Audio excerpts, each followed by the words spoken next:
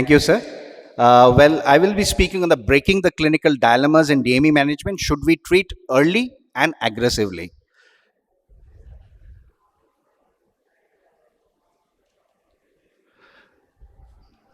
So we are not going into the disease burden in India. We are all aware that diabetic retinopathy, the PTR and the DME causes the loss of vision in the working age group. And this is the evolution pattern which started from no treatment to what we are speaking right at this moment is optimizing treatment. Now, a significant proportion of these DME eyes continue to experience persistent fluid despite the treatment of anti-VEGF therapy. We have seen in the protocol I post-hoc analysis, it can actually give us a cumulative probability of this chronic persistent macular edema after 6 months of treatment. That is at least 4 injections. At the end of 12 months, there will be 81% of the patient having persistent fluid, 56% at the end of 2 years, and at the end of 3 years, 40% of the patients. So there is a large number of patients who do have this persistent macular edema. And we also know that the chronic macular edema leads to irreversible damage of the macula and permanent visual loss. Persistent macular edema results in lower visual gains in DME, and longer duration of this persistence of macular edema results in poorer visual gain in DME.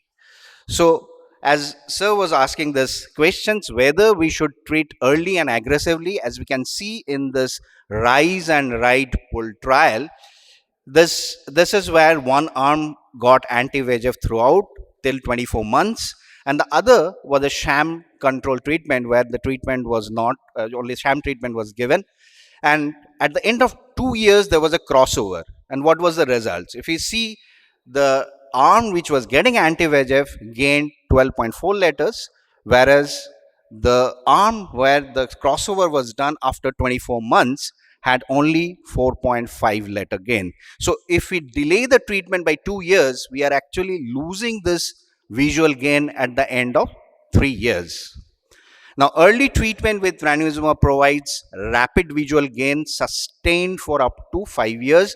This we have seen in the extension of the RESTORE, that is after the gain which was obtained at 12 months, that is 7.9 letters, maintained through 3 years with the treatment, and same we saw in the protocol I 5 years trial.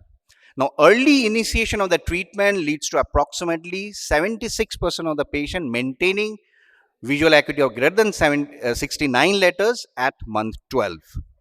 This is what was also mentioned by Dr. Lalit. The early treatment with ranibizumab led to greater than 75% of the patient achieving more than 2-step dear diabetic retinopathy improvement by month 12.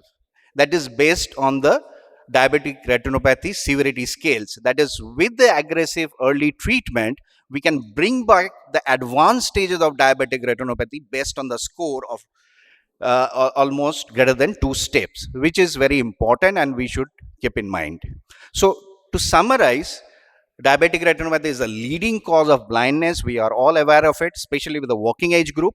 Chronic macular edema can lead to irreversible damage of the macula and permanent visual loss.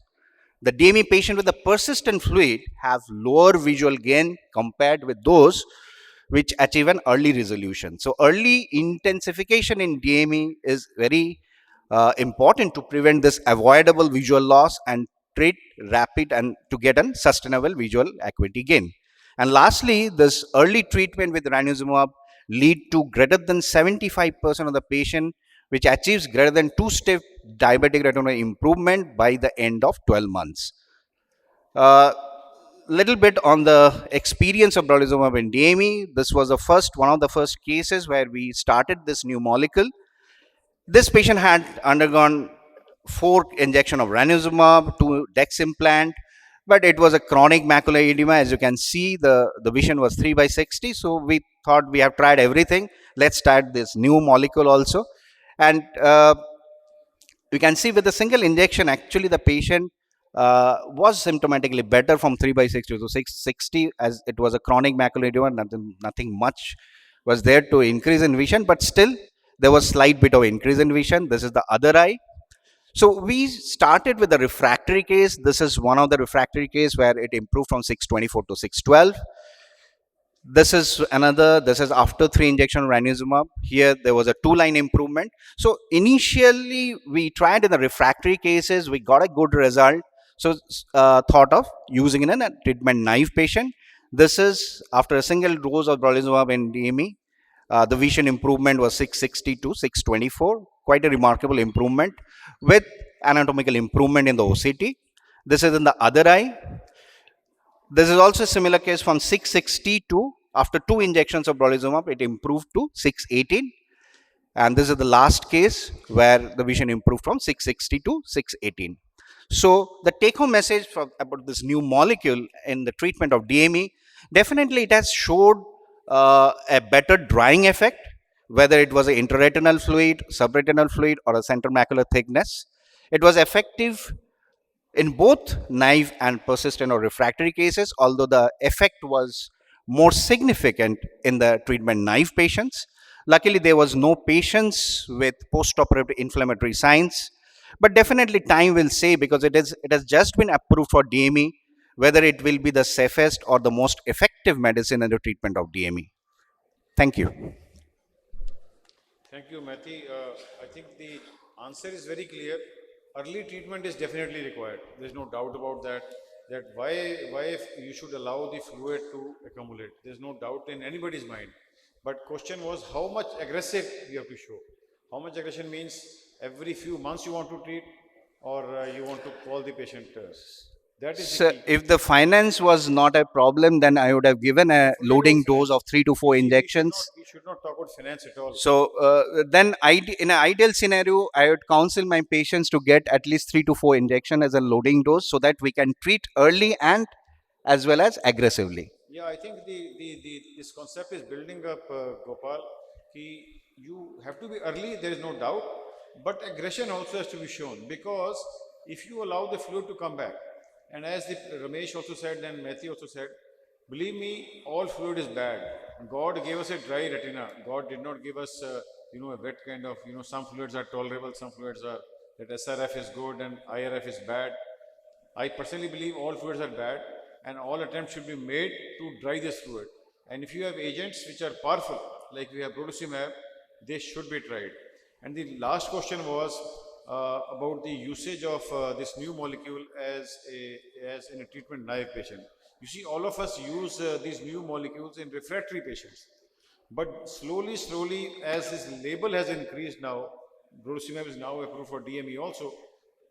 Is your confidence increasing that you will not use only in refractory, but in In naive naive also? as well. You see, everybody jumps to brolucimab once there is no response. Like you said, 81% and then 56%, 40% have persistent fluid. So we try anti-VEGF, usual anti-VEGF, and then shift in refractory. So what is your confidence level today to start? Start with this new molecule. Same one. No, brolucimab. Yeah, as I was mentioning in my cases, in the refractory cases, they are responding anatomically, but functionally there is a limitation, because nothing much to improve as far as the visual acuity gain is concerned. So why not in a treatment naive? Because the only concern in the treatment naive was the inflammation.